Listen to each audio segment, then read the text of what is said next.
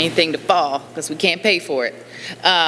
Okay, at this time, this was an awesome panel, by the way. Let's hear it one more time. And please look them up. Everything can be found within the Hoover app. You can find their bios and their contact information so that you can reach out.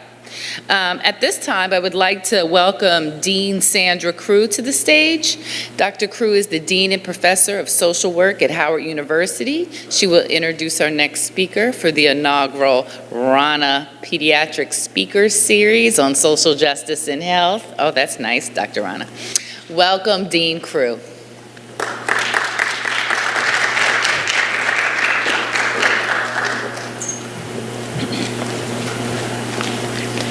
Good morning. I'm so excited about the information I heard from the last panel. So I really was engaged. My apologies, I have to run immediately after the introduction because I am in a training with learned and experienced leaders, lived experience in the foster care system. And so we are preparing them for their role as leaders. And I'm so excited that these are the things that Howard is known for, giving back to the community. You know, we always hear a lot of credentials, and I think the most important credential is the IGI, meaning I get it. I get it. I get what's going on in the community with stigma, and if we all get it, we can certainly make the world a better and more accepting place. So thank you so much for doing that. It is truly my honor and my privilege to introduce Dr. Altaf Hussain, who is the inaugural speaker here. Dr. Hussain serves as the Associate Professor and Chair of Community Administration and Policy Practice here at the Howard University School of Social Work.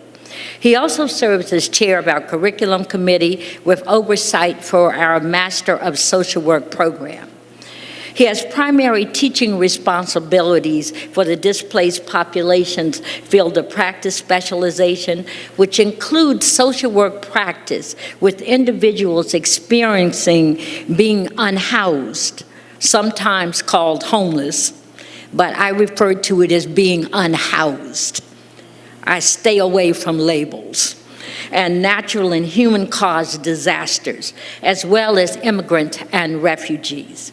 He serves on the editorial board and recently served as guest editor of a double issue of Islam in the 21st Century for the Journal of Religion and Spirituality in Social Work. His professional involvement includes serving as co-chair of the Islam and Muslim track of the annual professional meeting of the Council on Social Work Education. He is the founder and co-chair of Immigrants and Refugees Cluster of the Society of Social Work Research, and a former chair of Race, Ethnicity, Immigration Cluster as well.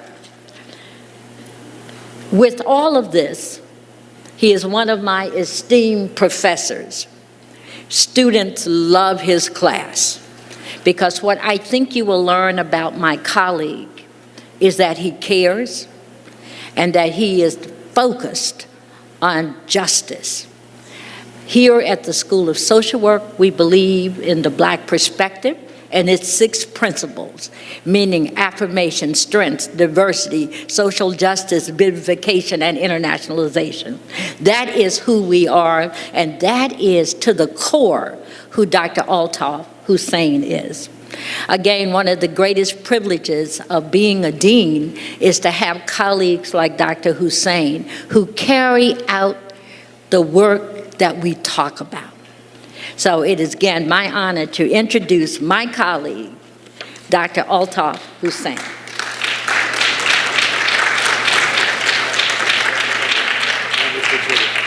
Thank you. Let's keep this handy. Good morning, and I want to thank, of course, my dean. It's very rare that you have a dean who is this accessible this present and so supportive of all of the work all of her faculty do, but I'm personally indebted to Dean Crew for taking time away from her schedule. She and I were supposed to be actually in a meeting at 10 a.m. this morning, the executive committee meeting, and then I found out she has to be in 3 other places at the same time. So she kindly, graciously canceled that meeting, but we'll postpone it, not cancel, postpone it to another time. So I want to thank her again for her support and her ongoing encouragement of this work. I also want to begin by thanking Dr. Rana for his leadership. I've been watching from the sidelines, if you will, the conference growing, and I'm so amazed that we are at, the conference became a teenager today, or at this conference, the 13th year of this conference. I want to give them a big round of applause for this particular topic. It's never easy to be a pioneer in this work, and the Who Can You Tell campaign really brought to core a lot of the principles upon which Howard University was founded, which is the essence of recognizing the dignity and the self-worth of every individual. We don't look at people's conditions, we look at them as an individual, as a human being. My colleagues in the back are going to be doing the next slide. I have my presentation here just so I can follow along, but as we get ready to do that, I intentionally selected this topic, Yearning to Breathe, healthy families, healthy communities, to be able to really say that we have to, do a few things. We can go to the next slide for the outline. Ask ourselves, how did we get here? We always have to ask about context. We can never just start talking about something in a vacuum and just assume that this is the best way to present it. We have to really understand for ourselves and for those around us that there's so much more depth and breadth that's understood when you understand the context of what's going on. For example, just to blow your mind early in the morning, Howard University was founded by a white general named Otis Oliver Howard, who was in charge of the Freedmen's Bureau, because that's the securitization of the country has always been that non-white folks, anything with non-white folks and being addressed and helped will always be under a security lens. And so that's what it was. He was the head of the army, in the army, General Howard, and literally said we should educate those who are newly freed, and Howard University came into being. Among the first graduates were actually 3 or 4, I don't know the exact number, white women. Why? Because it was illegal for white women to receive education at the time that Howard University was founded, but Howard University welcomed every single person at that time and has been doing so for the last 153 years. So the context, why are we here? How did we get here? Let me go to the next slide. If you think about this, this literally is the mosaic. Sorry, go back one. It literally is the mosaic. It literally represents not only ethnic and racial and socioeconomic and sexual orientation, all of the different identities that we have. But each one of us, as our panelists were saying, has a story. And we cannot just lump together those stories and say, how did we get here? Collectively, we were on the same bus. No, absolutely not. Before you got on the bus, you had a particular trajectory, and so even though we rode the bus together, or the ship together, or the plane together, it is not the same journey. Now we can go to the next slide. So during just a few months into the pandemic, following lockdown, this article headline appeared in the Washington Post. And I was very taken by it because I used to hear the "I can't breathe" refrain, and I thought, this didn't start yesterday. The Black Lives Matter movement, as critical as it is, did not start yesterday. It started with the first enslaved person saying, how and why am I being enslaved? Doesn't my life matter? So Black lives have always mattered, not just yesterday or the day before or the decade before, but throughout history. We are now just coming to realize it and giving it a name for a movement. So he makes a point in that article, and I'll go to the next slide to show you the quote that's presented there, that basically that "I can't breathe," he is saying, represents, and this is an example of a ship of enslaved people. We never call them slaves. A human being can never be a slave. They can be enslaved by those who are oppressors, either mentally or through physical chains. He says that the long and painful history of Black exploitation and marginalization echoing straight from the bowels of slave ships. This is what we're talking about. When we say yearning to breathe and healthy communities and healthy families, we are saying that there are structures in place currently that are actually prohibiting the growth of not only infants and children, but into early adulthood, and especially with older adults. And Dean Crew, who I wish I could have introduced, is a prominent gerontologist studying the lives, particularly of Black older adults. To the next slide, please. So when you look at this, you start to realize that in recent history we have heard, "I can't breathe."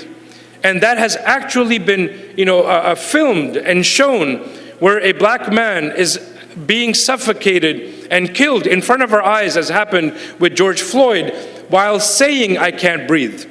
That one Black man, and in the case of one of them crying out for his mother, that first cry for basically the primal cry to say, "I want love, I want comfort, I want to return to that period when I was the most loved for and cared for as an infant. I want to return to that moment as I'm leaving this earth, because this system, this represented by this man, is killing me even as I lie here on the ground in the streets of Minneapolis."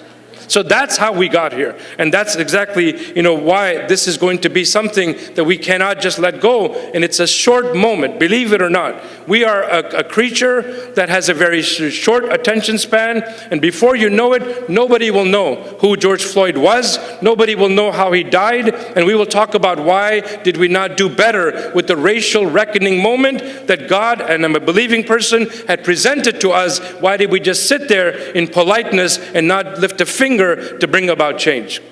So go to the next slide, please. So when we talk about family health, we're looking at the status update. What is life like right now? How did we get here? And let's go to the next slide for that. In social work, we often talk about human behavior in the social environment. But if you extend that same kind of thinking, then you have health in the social environment, which is essentially the discussion behind social determinants of health. And the government, in many ways, the federal government has actually discussed all of the different domains in which health can be studied or examined. What we don't talk about, and I think this is the painful part, is what is the actual impact of the social environment on people, on children, on adults, on older adults. What does it mean? What does it do to me if I have to navigate a system that essentially not only excludes me, but appears to think that life would be better off if I didn't exist at all? So when we say Black Lives Matter, we're literally saying that we are speaking up, and a voice coming from within that says that I will stand up, I will demand my right to exist, and you cannot simply policy me out of this life, right? Through oppressive and regressive policies. Let's go to the next one. Within social work, we often talk about systems, and this isn't something new for those of you who are literally doing this work on a day-to-day basis, and we have tremendous respect for every one of you who is in the field, who is serving, and who is providing direct services and other forms of assistance. We respect you, we honor you, because we are in the classroom, but you are out there in the real world doing the real work. So thank you so much for doing that and being a part of that system. So Bronfenbrenner, in his development, borrowing from the ecology, came into ecosystems theory, if you will. And all of these systems that you see, if you place a child from in the beginning, in the middle of that system, you start to realize that that child is a product of the social environment. That child is essentially going to reach its best potential, or actually go nowhere. And as we see in the streets of Washington, even trying to make it through teenage years is sometimes a liability, and they don't know if they can even go out into the streets to play or to have a safe place to play before they may be killed either because of gangs and other sort of criminal activity, or vendettas where they get caught in the crossfire between two parties and they did nothing and absolutely were not a part of anything. So that system that's represented here, these systems tell us that there is oppression that can be embedded in a system, and let no one say to you that we, the United States of America, are somehow the beacon of human rights. Absolutely not. Until every single non-white person feels that they can grow to their best potential, we have not reached even remotely fulfilling the Charter of Human Rights set out by the United Nations. So we cannot go lecturing the rest of the world while we have people dying in Flint from water supply that was poisoned, in Jackson, Mississippi, and on and on and on. So I say to you today, when we look at these systems, what should come to your mind is not some theory and getting lost in it. No. The simple message of that chart is that people are not broken. It is systems that are oppressive, that break the spirit of people, but people can never be broken, because you have seen even the person with the greatest of physical disabilities rises every single day, praises their Lord, and goes on to become the best potential of who they are. The system cannot break people. We, each other, could end up breaking them through the way we treat them, through microaggressions, or to even worse, broken, obsolete, and oppressive policies. Let's go to the next slide, please. So what is the impact of poverty? When we talk about social justice and health, we have to realize the connection is very real. That when you look around, how did we as a nation, how and why did we choose basically to make access to nutritious food, to education, and to health care and housing? How did we make it so impossible? How was it that human beings, looking around, said, let's use a red pen and literally draw lines, which is called redlining, and make sure that no non-white person ever enters these streets, these so-called boulevards, these so-called cul-de-sacs, and never finds a home that they can call, a residence that they can call their home? How do we get to a point where people are in the streets of DC, and if you're paying attention, the number of tents on the streets of DC are increasing. And the only time they will be cleaned up, quote unquote, cleaned up, will be when dignitaries are entering Washington, D.C., because it is our capital, around the inauguration time, around the time the World Bank executives come, and on and on and on. For who? You're cleaning house for whom? Who are you removing and pushing away when you clean that house? They are our brothers and sisters. They are the ones languishing in the streets while policies are being made in the halls of the so-called Capitol Hill, where actually people are being killed by those policies. So the impact of poverty is very real, and we have to talk about what it means in the lives of these folks. So number one, back to breathing. Just look back at breathing. If you look at this, for children, poor nutrition has been directly linked to respiratory illness, and they go hand in hand. And you know this in terms of asthma and the way it shows up. So children self-censor. They don't play as often. They don't go out into the playground as often. They sit still more often. And then we superimpose upon them laziness, doesn't want to play, not creative, never thinking that if I can't breathe without a device, and this hit home, by the way, during the pandemic, when we realized that due to COVID, people had to literally be on ventilators. And some of them passed away, hooked up to a ventilator, with the only thing the relatives could see was if a caring nurse, technician, or a doctor held up a phone with FaceTime or WhatsApp and said, I am so sorry, but this is the last image of your loved one. We cannot let you enter in, but we see that their condition is subsiding and they will die in a few minutes. This happened in our lifetime. So if you're sitting here, if you're able to hear me, if you're able to even through sign language know what's happening around you, know that we were saved for a reason. We cannot now look back and say that was the pandemic, we're beyond it. No, for every life that was lost, we have to work on restoring and reversing policies that allowed them to die in our hospitals and in our streets while we sat at home in the comfort of our homes and all of the working from home privileges that we have. Tobacco smoke exposure, all of the things combined with poverty, leading to premature deaths, premature births. The early onset of chronic obstructive pulmonary disease, COPD. And if you look at it, and I'll come back to this in a minute, poor air quality. So let's go to the next slide. So when you look at this and the impact of poverty, you realize that the government has put out what we call the poverty line, if you will. And if this particular number for a family of 4 is $27,000. That if you make that or less, then you're considered poor. Now, nobody has to go tell somebody that we're poor. When you're not making money to make ends meet, when you have to choose between paying this bill or that bill, pushing one utility bill to the next month while getting grace for this utility bill this month. When you're choosing between providing clothes and just winter, not even excessive clothes, just enough to stay warm, between that and food. That is the real image of poverty. And here we're seeing in this particular chart that if you look at the y-axis is saying that the percent living below the federal poverty line, and you can see that they're under the age of 18. So vulnerability for children is at the heart of anything we do. At the heart of anything we do. So when you think about this, look at the chart for those who are under 18. And if you think about this, how does that family provide for itself? How does it take care of itself? Where does it supplement? What happens to it? Well, very real impacts of what happens. When Hurricane Katrina hit, it was on the 28th, 29th of August. And everybody kept saying, get out of there. You're going to die. Get on a bus.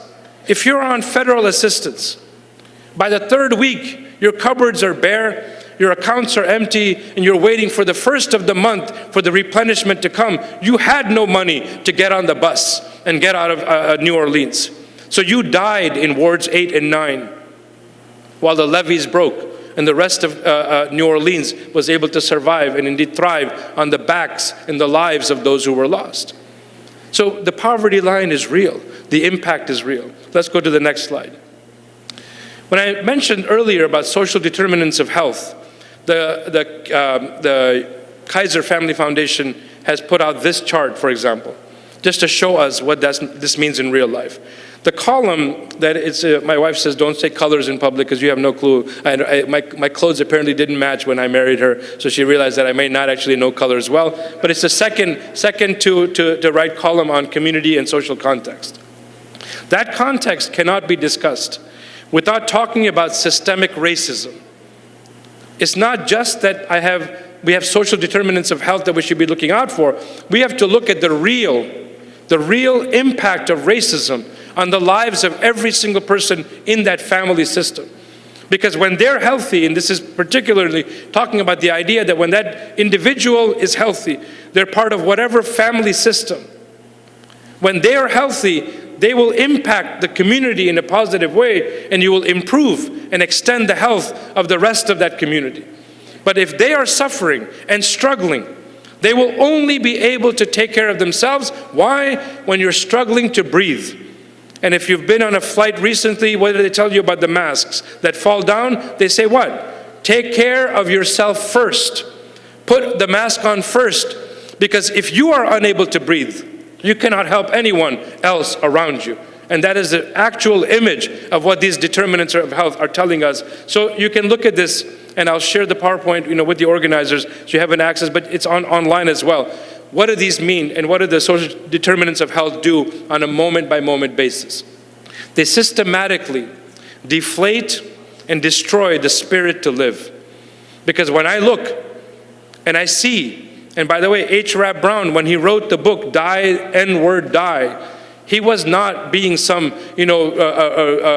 just ranting. He was saying, when he compared the white institutions, the predominantly white institutions, with those in historically black and other universities predominantly serving black people, the message clearly was, we will never give you enough resources to thrive and survive. So the message is what? Die. Just die. So when I said Black Lives Matters is not a new thing, I truly meant it, because that recurring theme is there, that all the determinants of health are stacked up against any black and brown communities. Let's go to the next slide. So if you move from the family context to the community context, and this notion of community health, you can go to the next slide, please. Thank you.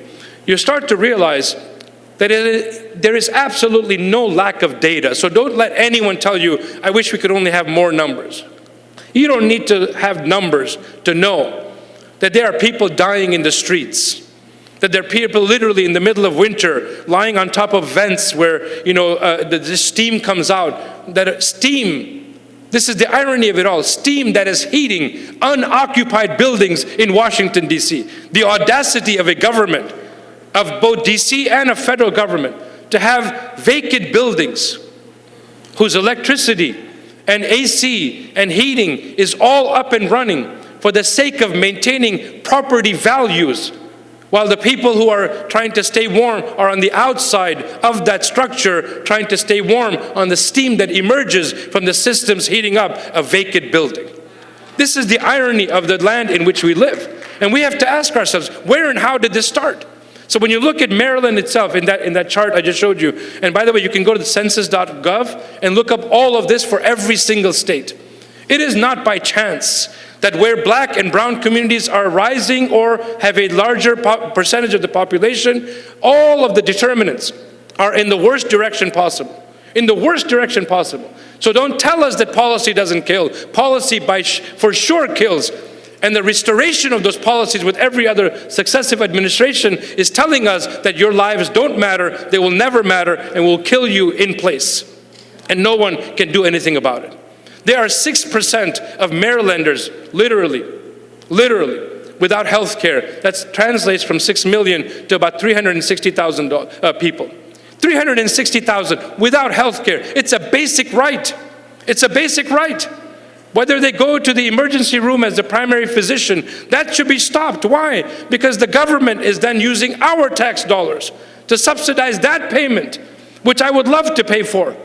But if you provide it as a basic right, nobody would be making big bucks, not the pharma industry and not the medical doctors, right? Or even the PAs that are now somehow in between trying to get their bucks, right? Nothing against PAs, but I'm just saying that's a whole system, nurses, PAs, and doctors. 9% are living below the poverty level. That's approximately 500,000 people in the state of Maryland, right next to the capital of these United States of America. How do we justify that? How do we say to those children and those families in that community that we will do nothing, we will lift not a single finger to improve your situation and improve ultimately your lot? So what is life like? The next slide, in distressed communities. And by all means, it is people who are distressed. But this is the language of the literature, and until I tell every doctoral student, until you do your PhD and you start to challenge us from using these instead of homeless, unhoused, instead of illegal, undocumented, and on and on and on, restoring dignity to how we refer to people, it will never change. But for now, this is the literature. Researchers often talk about the double jeopardy. This idea that you have household poverty that is obviously putting you at risk, but you also have community risk. And what do we mean by that? Risks that emerge from the physical environment. The idea that possible physical injury.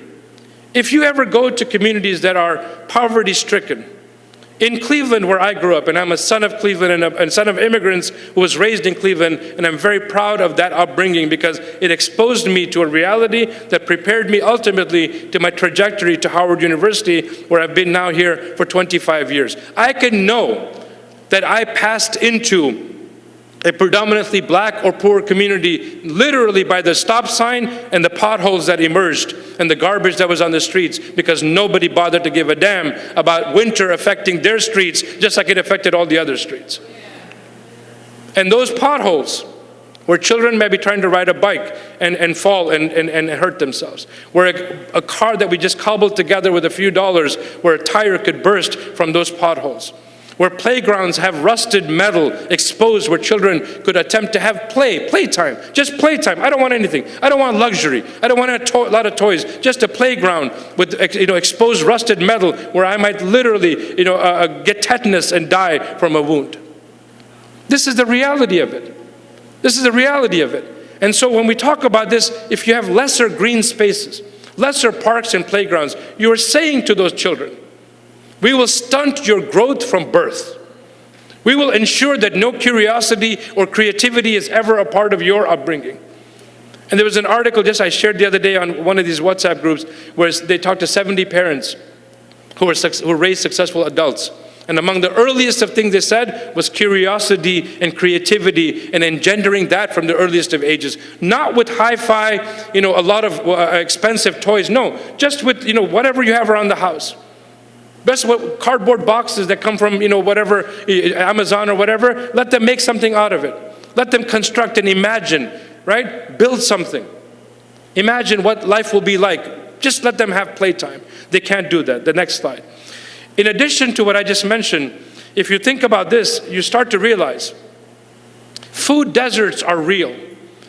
And I'll tell you, when I arrived at Howard University in 1998 from Cleveland, I remember distinctly walking up from Shaw Howard up the street, and there were black-owned businesses on Georgia Avenue. There were black-owned businesses on Georgia Avenue. You could get something to eat. You could have your shoes repaired. You could have clothes cleaned. Slowly, but there was never a grocery store in sight. And whatever giant there was like farther down, right? Farther down from the university. So I don't even know how people lived, how our students got groceries. Now, all of a sudden, gentrification, and the first sign of gentrification is that latte that you pay $5 for and that Whole Foods that comes up. What was that? The previous generation didn't deserve Whole Foods. You had to give them liquor stores with the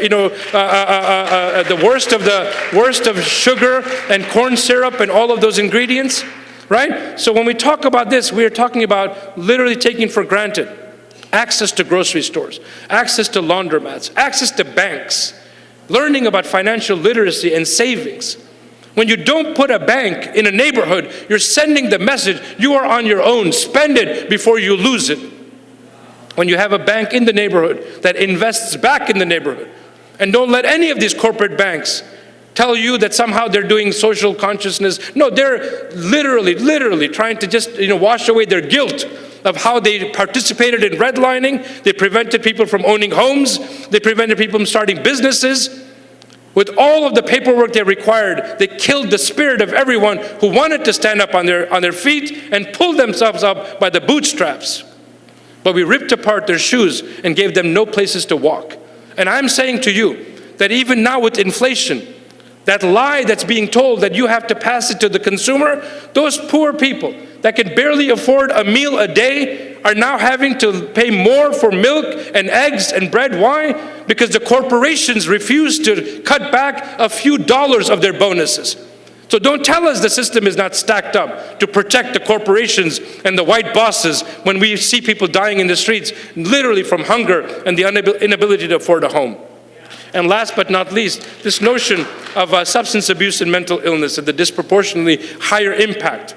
And I see Dr. Kane, Gloria Kane is in the audience, formerly with the School of Medicine, now a faculty member in the School of Social Work. 64% higher in distressed communities. And those folks who don't have cars, those folks who have barely any money, how did drugs walk into that neighborhood? How did guns walk into that neighborhood? They don't have feet. Somebody is actually channeling this stuff in there to destroy people in sight, on sight, to let them literally think this is the outlet. So why wouldn't I as a young boy think that my outlet is actually to hustle some drugs and get some extra money? Because these other guys, the older people, they want the drugs. I'll just get a few dollars on every delivery I make. That's the risk they take just to survive. Just to survive. The next slide, please, and I'll start to wrap up. So, as a person, of belief, and the idea that there are different ways to go about this, I ascribe to what is now a growing call to have a bio, psycho, socio, spiritual perspective on whatever it is we're going to address in society. That we've gone too far and too long by having religion traumatize individuals. I accept that. I accept that religion has had that role. But we have also seen, and research has shown again and again and again, very positive outcomes for people who do say, before I go to look for a job, I talk to God. When I was given the diagnosis of cancer, I said to God, what do you want from me? How long do I have to live? What do I need to do to improve and to get better in health? All of these are proven outcomes. Don't let anybody talk you down and say, prove it and show me in by quantity and data. I'll say, you have all the data on homelessness, on drug use, on violence that's killing our children, but what has that data done for you? With all of that quantification, what has that done for you other than to perpetuate the death and destruction in black and brown communities? So when people tell their stories, that's qualitative data. Give that value, give that meaning, accept their stories, accept their words, and honor them for what they have said. Do not push them down, and do not, to tell them that their words somehow don't matter, right? And that somehow numbers matter. Let's go to the next slide. So from the, and one more slide, please. So from the biopsychosocial spiritual perspective, you start to realize that indeed, these are all interconnected. That these domains are not individual. That when someone says, we genuinely had barely anything to eat, and I prayed to God, and I went into the street, and somehow there happened to be someone who said, there is a food bank only 5 blocks from here. I had never been 5 blocks away from my house. I did not know that there was a food bank where I could go and get food. That meant their prayer was answered in their narrative. I cannot take that away from them and say, oh, come on now, you could just Google that. You could have Googled food bank near me. On what? Google on what?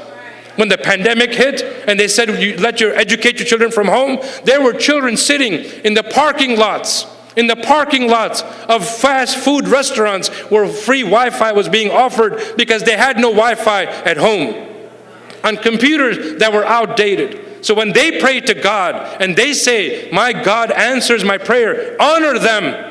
In as much as we honor the fact that yes, some people have misaligned the religious beliefs and actually traumatized people, and I accept that, and I realize that we have to do better, but let's not just throw out everything and say God has no place in society today. So that is what the socio-spiritual perspective does. Let me give you an example. So let's go to the next slide. We are now talking about interprofessional collaboration, which means that social work cannot operate in isolation. Public health cannot operate in isolation. Medicine cannot operate in isolation. Urban planning cannot operate in isolation. Engineering cannot operate in isolation. Every profession has to look from an ethical point of view and say, am I on the side of oppressing people through my profession? Or can I be on the side of offering liberation to people? Wholesale liberation where they can achieve their potential. And this says basically, yes, I came from a professional conference just a few days ago. We will have to put aside our professional egos. I appreciate that you studied hard and got those degrees. But for every one of us who gets a degree, there are thousands of others who are falling degrees behind in basic literacy. In Washington, D.C., in the capital of these United States of America. And how can we sit back and say, well, I have nothing to do with that. That's not of my doing. It is absolutely of your doing. If you are training teachers in education who are increasing the toxicity in the classroom through their microaggressions, through their insecurities, through their problems that they haven't worked out themselves, and causing these little boys and girls to second guess their potential, that person does not belong in the classroom. And I, as a social worker and a school social worker, through interprofessional collaboration, should point that out and say, never again will we allow this type of toxicity to enter our classrooms. And this is not happening because we cannot put aside our professional egos. I am all that. I am from this profession. Do you know who I am? I know exactly who you are. But if you're a part of the system that's killing people, you are nothing other than somebody who's killing people. That's what you are. I don't care the letters behind your name. I don't care what degree you got and who recognized you and gave you awards, right? The last point there is that we're talking about, and I'll close on these notes, promoting meaningful collaboration and inspiring innovation. Believe me, we can undo this issue of unhoused. There are enough properties that are vacant. Just figure it out. The Housing First model says even those who are having co-occurring disorders, substance misuse, mental health. So you're not going to give them a house until they solve that? How many problems do each of us have? that we're living with daily. And nobody says to us, "No, stop, no, you can't have privilege. You can't have privilege because you have to solve all these problems." We as a nation have problems with human rights violations right here in these United States of America. Then we go lecture the rest of the country and the rest of the world. That's exactly what we're doing on an individual level, because we see our country doing that to the rest of the world. Literally. Let's go to the next slide. So what is the example? For example, diabetes is known to be a killer in black and brown communities. And we have to tell ourselves, we do need to be tougher on each other. We have to say, it's okay if I don't have that full slice of the pie. I can just have a third of the slice of the pie, and it'll still mean I love you, because Thanksgiving is coming up. It'll still mean, Mama, that it's not, or even Big Mama, that I don't not love you. I do love you. I do love you. But for my health, just a little bit of that, just a portion of that pie, will be good enough, and I will have tasted it, and it's fine for me. So when black and brown communities in Kansas City particularly, when they were looking at diabetes impacting their own communities, and this slide sort of narrows it down, they said, why don't we go and talk to church leaders, honor the church leaders, go to them and say, I want to do research with your congregation, but I came to you first. Because if there is buy-in from church leadership, masjid leadership, the synagogues, the temples, if there is buy-in from them, you will have the greatest access possible to their congregation. You still have to go through informed consent and all of that, but at least people will not be standing in your way and putting up barriers. So when this interprofessional collaboration occurred, you can see it here. They took 3 African American churches and introduced a community-based collaborative care model. Weekly sessions on improving culturally sensitive ways of improving and changing and making lifestyle changes.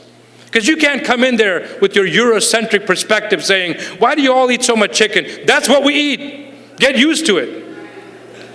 But I can move to baked chicken. I don't have to have it fried that deeply, right? If I'm going to die, right? One of the pastors in the White House convening we had on healthcare and on health said, that's the one problem I had, because after the service, we all have a picnic. And we could not get people to shift out from the deep fried chicken into baked chicken until we started pointing out, we had another funeral. So-and-so died from a heart attack. Women especially, silent killer, right? Then it started hitting them saying, oh, maybe we can just do every other week, and then slowly phase it out. In this case, the project called Project Faith Influencing Transformation, and I'll close on that note, 72 people participated. Those who went through the entire 12-week program, you can see there, basically had 55% of them achieved a 3% weight loss. 30% of them lost, at least 5 pounds. Don't underestimate what that means. Every single pound of weight that we have is contributing not only towards obesity in the sense of danger, not fat shaming, get away from that, in terms of the danger it imposes on hypertension, heart disease, and all of the other related conditions. And then the ones who did at least 9 out of the 12 sessions reported 55% of them reported a 3% weight loss. So there is success happening through interprofessional collaboration. So let us move now to I can close. This is the moment when I say the urgency of now. This is that moment. This racial reckoning will disappear. Will disappear. We lost the House just yesterday of Representatives. Now we will have insane numbers of investigations on everything and anything the Democrats have done. No actual legislation will be passed. No actual policies will be improving the health and lives of anyone. But these jokers will actually call themselves congresspeople, men and women, and will go home and raise more money to get reelected. Unless you and I stand up and say, it is the urgency of now, you will not see another day in that office again until you start to address the real social determinants of health killing our people in our communities. The next slide. So the messaging is painfully clear. An outright refusal to develop innovative policies and to allocate funding. Because the one thing the man has learned to do is to placate us by saying, well, I got a policy in place. Well, you didn't fund it. If you're not going to fund anything, nothing's going to change. Every social service agency will tell you, we have no funding to operate. Donate to us. Give us grant funding. Give us grants to be able to do this work. Blaming the at-risk and vulnerable, we have to stop that. And by the way, we do that intra-race as well, intra-community as well. And that has to stop. Because how often are you going to tell people and keep blaming them for their condition when I just walked you through a situation where the social environment is so destructive to the spirit and to the body? How am I supposed to lift myself from the bootstraps? When was the last time you had a policy in place like you did for the white Europeans that came to America and that you brought to America? Go and look up. Go and look up what it means to look at the Homestead Act. When 160 acres of property were offered to white people to settle in the Midwest and farther out by just staying on that land for 5 years and cultivating it, 160 acres free of charge. What bootstraps are you talking about? When is the last time you gave me anything to do anything with my life? And so the messaging is, I don't matter. My life doesn't matter. And in fact, I'm responsible for what is affecting me, and that literally is what I will take to my grave. Because I will keep looking up and say, I tried, and I tried, and I tried. I guess I just wasn't good enough. No, you absolutely have the God-given potential to achieve your best potential. To achieve your best potential. It is we who are letting you down. And the last thing to show you, and I'll leave you on this, there is a 9-step community engagement effort possible. And I'll again give the slides to the organizers. This is from the Association for Community Health Improvement. How do you do community engagement? There's a wheel. Every portion of those 9 steps has to be honored, has to be done in a way that literally brings us back full circle to say that I began with the dignity and the worth of every individual, and through my engagement, I was able to restore the sense of dignity and self-worth that the systems in place had been destroying every single day of these folks' lives. Thank you so much for listening. And again, I appreciate the honor to have been able to speak to you for a few minutes. Thank you. Thank you so much. Thank you so much. So we just have a few minutes to take, is that right, Madam Moderator? I want to make sure, if we have, no, I don't want to know, because between me and them is lunch now. So you never mess with lunch. After all of what I talked about, they must be hungry. Do we have a few minutes? So, okay, so if you have any feedback, pushback, observations, questions, the floor is ours. Maybe I spoke too fast. Was everything clear? You guys? All right, that's okay. So I will return back. Oh, sorry. Yes, ma'am. The microphone is coming to you. 1 second. Thank you.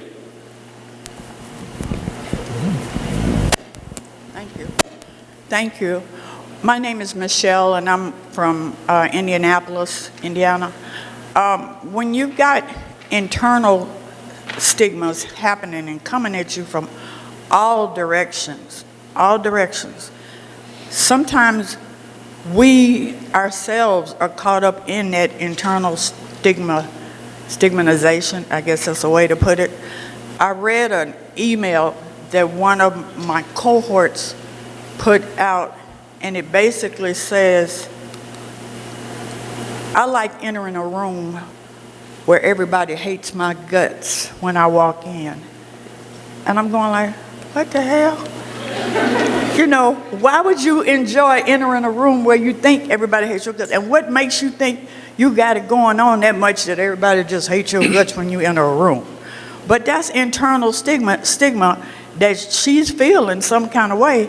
And it's like, I didn't tap on it and say anything. It's like, I'm not going to even add nothing to it, because as soon as I hit it and add something to it, 50,000 people would have hit it and add something more to it. But we have to watch how we think about ourselves. Really watch how we think about ourselves, because it does affect the next person. Yeah. It really does affect the next person. And it's like, being kind doesn't hurt at all. Being kind does not hurt.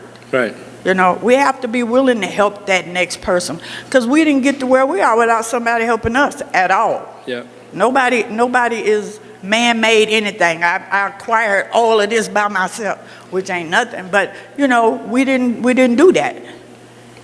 Thank you so much. Thank you so much. And again, this is a responsibility each of us has to take. We have to interrupt it the first time we see it, starting with children. when they say something that's self-defeating, when they say something that is themselves putting themselves down, interrupted with relatives, family, and friends in a loving and caring way to create healing spaces so that they don't, that they realize that what they're saying and doing is actually hurting themselves. So yeah, go ahead. So he'll bring the microphone to you. Hi, Dr. Hussein. Thank Hello. you for this PowerPoint. My name's Tori. I'm a third-year medical student. Wow. And I just wanted to say it would be great if you were talking about interdisciplinary, if you could come and speak to the medical students, because I think this is very important for us to learn about. And a lot of it we're not exposed to, I think, until we're in residency or attending, because we don't know much about, social work or what goes into, that side of treatment. So we have something first year called Population Health, where we talk about social determinants of health, but I think it would be great for you or anyone else to come and speak to the medical students. I just wanted to get Sure, that no, thank you. suggestion. Thank you so much for that. And thank you for all of you guys, what you guys are doing in the School of Medicine as well. Just a quick aside, my son, who was like 3 or 4, one of his friends asked him, hey, what kind of a doctor is your dad? Because he didn't say doctor. And my son, apparently without flinching, said, not the kind that helps people. So I've never been able to outlive that. Yeah, so thank you for helping people.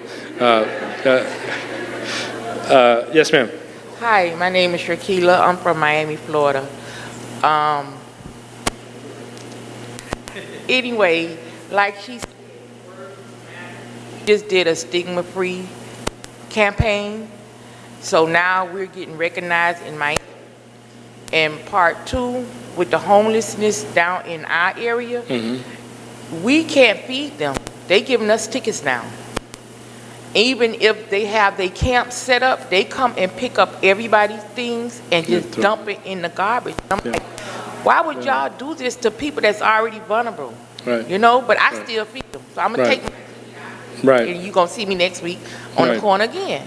Right. Because it's not fair, because y'all not helping these homeless peoples out here. Right. Because we all one day of being homeless, and it's not fair. Yeah, and thank you for sharing that. And that's what I am starting to call the criminalization of charity. Yeah. That basically that the system won't help, so we will penalize anyone who does attempt to help and criminalize their behavior, so their charitable behavior, so people start to self-censor. So I really appreciate it. Don't give up, and we're all there to support you. Thank you so much. There was, yeah, sorry. Yeah, go ahead. Good afternoon.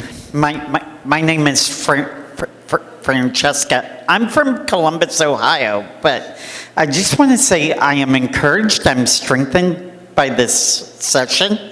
And one thing I want to say is, and we talk about food deserts everywhere, and we talk about food banks, but we also have to recognize when those food banks come in, and that food may not always be of nourishing value. So my question to you is those of us who are called into action from these sessions, and many of us are, because we're here, how do we go back to our local politicians, our regional, state, and national elected officials and say, these issues have to be addressed. So I'm just asking if you have any kinds of words of wisdom, encouragement we can take back with us, and they don't make it seem argumentative with those politicians, but we can help put them in a place of empathy for those populations we are wanting to serve and make a difference in. Thank you for that question, and a fellow Buckeye. So we have a course at the School of Social Work called Advanced Community Organizing, and among the things we talk about is this notion of issue framing. The idea that person to whom you're speaking, so if they're by the way, we don't do this enough. We don't go and meet with the editorial board of local newspapers. We don't go and meet with the anchor man or anchor woman or otherwise identified person who is sharing the news. We ask for a meeting with them. And we say, can we meet with you so that every single night you don't lead off with death and destruction and crime, and you lead off with some, a goodwill story or feel-good story where we're doing work and we'll show you where it's being done. That's in the side of the media. But with politicians, their oxygen is votes.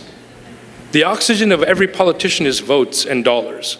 So if we go as a block and we say we are, from this many different neighborhoods, not every single person from that neighborhood, but the representatives of those neighborhoods, and we show up and we say, these are 3 different districts coming to you saying that your congressional campaign is in full bloom, but it is absolutely not going to have our support until your platform carries in it viable solutions to these issues. So healthcare, air quality, water. I mean, there are literally people in opposition to the Clean Air Act.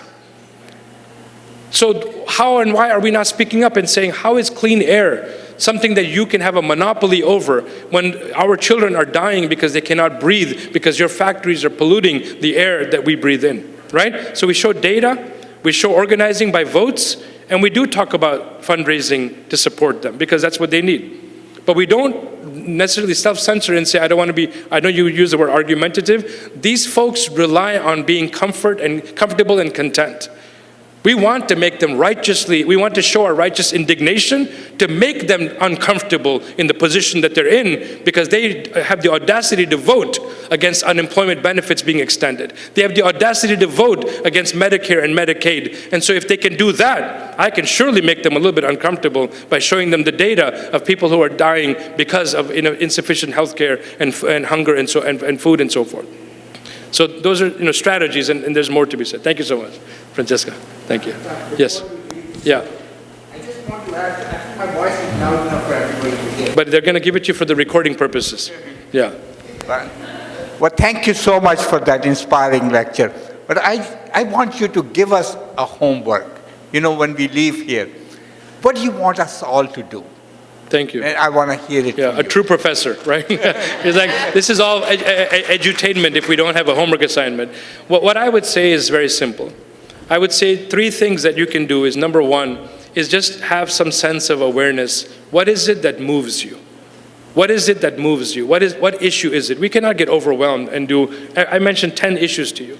You cannot do all of it. Just one issue that moves you. Number 2, look and examine your point of privilege. We all have privilege in some form or the other. We may still have needs. We may still have other things that are affecting us and oppressing us, but we have privilege to some degree. Examine that privilege. Then the intersection of that would be, how can I use my privilege to address that number 1, which is the cause that I chose to study and to learn more about. So that should close out the loop. I first, identify an issue about which I am passionate. I identify the position of privilege that I have. Then I intersect the privilege with the passion to attempt to address or solve what we are trying to do. Thank you again so much for having me. Thank you. Take care.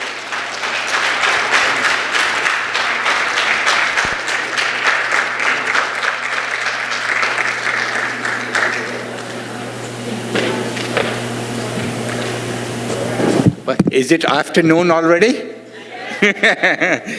Almost time for lunch. Oh, time for lunch. Can I have the award slide? Well, we have awards coming up. These are recognition for people who went out of their way to make a difference in the lives of people with stigmatized conditions. And anytime you recognize some people, a few or many important people would be left. So bear with it. If you're not included this year, you will be included next year, God willing. So can we have applause for all the wonderful speakers this morning?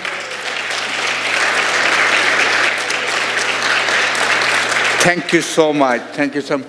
No, I just want to say why I got involved in this cause. One very important reason. There are some people, because of their diagnosis, you'll see, because of their diagnosis, they become hero. They put pictures on Facebook, Instagram, give me money, I need to do this. And people are pouring in money left and right. And there are other illnesses where, who can you tell? I would rather go bury myself. So those are the illnesses that have touched my heart. I was a pediatric oncologist, but I became an HIV doctor because these people, if they heard a diagnosis, they would just want to go bury themselves. So I found it my responsibility to lift those people, for them to feel that they have a sanctuary. And it is my duty, it is your duty.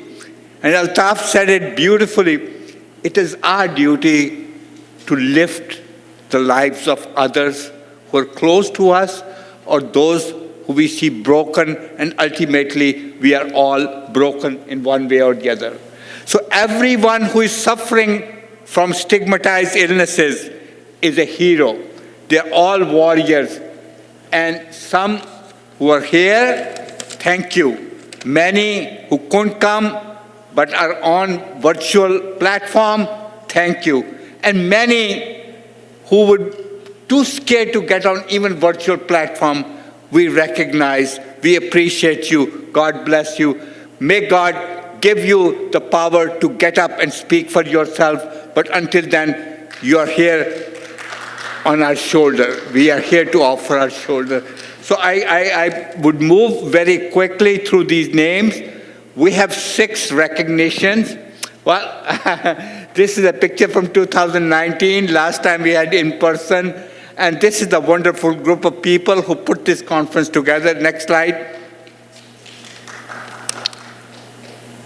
And Patty, where are the Miranda's group? So these are the wonderful people.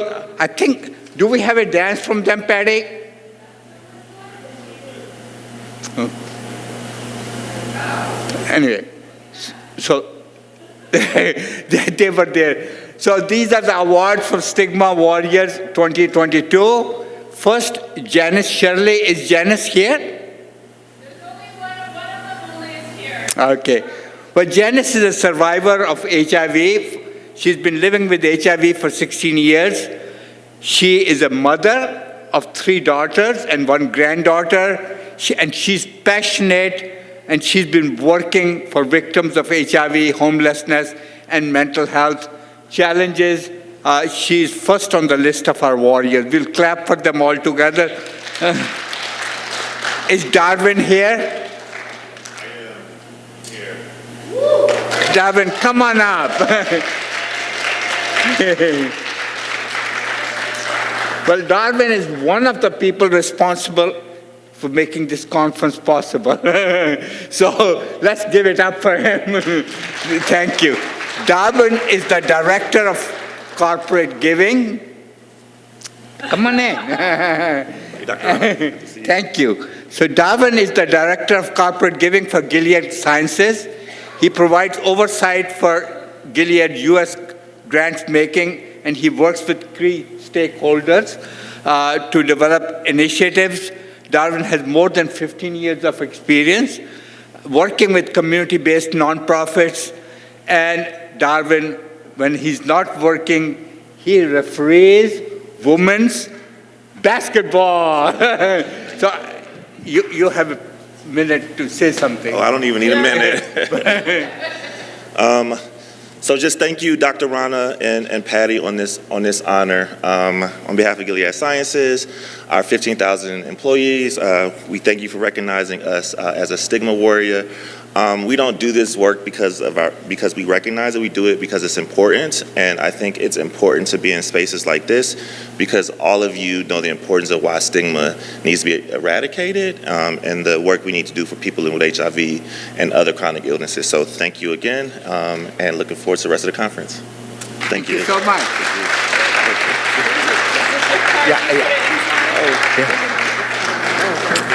Okay.